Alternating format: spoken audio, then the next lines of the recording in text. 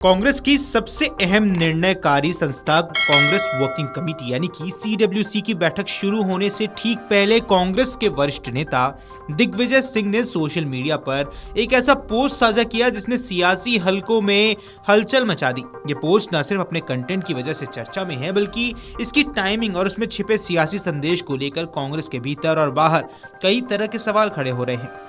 दिग्विजय सिंह ने अपने पोस्ट में प्रधानमंत्री नरेंद्र मोदी की एक पुरानी तस्वीर साझा की है। इस तस्वीर में नरेंद्र मोदी भारतीय जनता पार्टी के वरिष्ठ नेता लालकृष्ण आडवाणी के पैरों के पास जमीन पर बैठे नजर आ रहे हैं।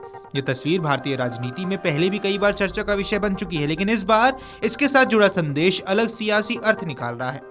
इस तस्वीर को साझा करते हुए दिग्विजय सिंह ने लिखा कि आरएसएस का एक जमीनी स्वयंसेवक और भाजपा का एक जमीनी कार्यकर्ता नीचे बैठकर मुख्यमंत्री और फिर प्रधानमंत्री बना, यही संगठन की असली ताकत होती है।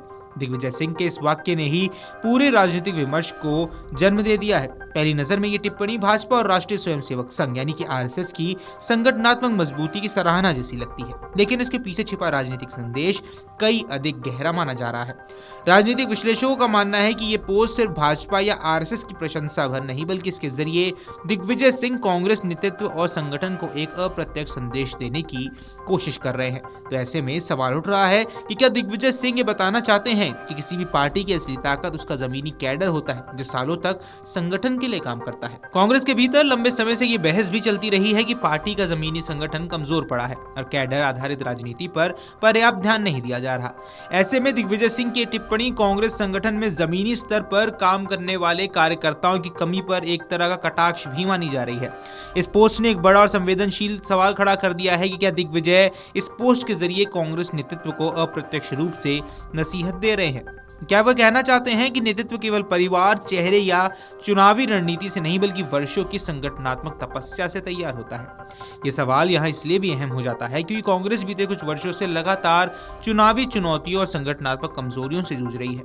कई राज्यों में पार्टी का कैडर बिखरा हुआ नजर आता है और जमीनी स्तर पर भाजपा जैसी मजबूत मशीनरी कांग्रेस के पास नहीं है। इस पूरे मामले को और दिलचस्प बना देता है दिग्विजय सिंह का वो कदम जिसमें उन्होंने इस पोस्ट में न सिर्फ प्रधानमंत्री मोदी को बल्कि कांग्रेस के शीर्ष नेताओं राहुल गांधी, प्रियंका गांधी, कांग्रेस अध्यक्ष मल्लिकार्जुन खड़गे और जयराम रमेश को भी टैग किया है। राजनीतिक जानकारों की माने तो ये टैगिंग किसी साधारण औपचारिकता का हिस्सा नहीं, ये साफ संकेत देता है कि दिग्विजय सिंह का संदेश सिर्फ भाजपा के लिए नहीं बल्कि कांग्रेस के शीर्ष नेतृत्व के लिए भी है। यही वजह है कि इस पोस्ट के बाद कांग्रेस के अंदरूनी हलकों में भी चर्चा तेज हो गई।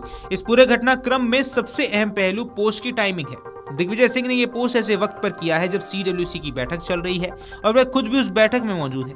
CWC बैठक कांग्रेस की सबसे महत्वपूर्ण बैठकों में से एक होती है जहां संगठन, रणनीति और भविष्य की दिशा पर गंभीर चर्चा होती है। ऐसे समय में एक तरह से सार्वजनिक पोस्ट करना ये संकेत देता है कि दिग्विजय सिंह कोई साधारण बात नहीं कह रहे हैं। समय और संदेश दोनों ही इस पोस्ट को राजनीतिक रूप से बेहद संवेदनशील और महत्वपूर्ण बना रहा है। इस पोस्ट के बाद कांग्रेस के भीतर दो तरह की प्रतिक्रियाएं देखने को मिलेंगी। एक वर्ग इसे दिग्विजय सिंह की बेबाकी शैली मानेगा तो जो संगठन को आत्ममंथन का आईना दिखाने की कोशिश है। वहीं यहाँ दूसरा वर्ग इसे ऐसा बयान मानेगा जो भाजपा को अनावश्यक राजनीति का लाभ पहुंचा सकता है। भाजपा समर्थक इसे कांग्रेस के एक वरिष्ठ नेता द्वारा भाजपा और आरएसएस की ताकत को स्वीकार करने के रूप में भी देख रहे हैं। वहीं विपक्षी खेमे में ये बहस भी चलेगी कि क्या कांग्रेस अब भी संगठनात्मक राजनीति को गंभीरता से लेने को तैयार है। कुल मिलाकर दिग्विजय सिंह का एक सोशल मीडिया पोस्ट सियासत के कई दरवाजे खोल गया है। यह पोस्ट सिर्फ एक तस्वीर या टिप्पणी नहीं बल्कि कांग्रेस की संगठनात्मक दिशा, नेतृत्व शैली और भविष्य की रणनीति पर सवाल उठाने वाला राजनीतिक बयान बन चुका है।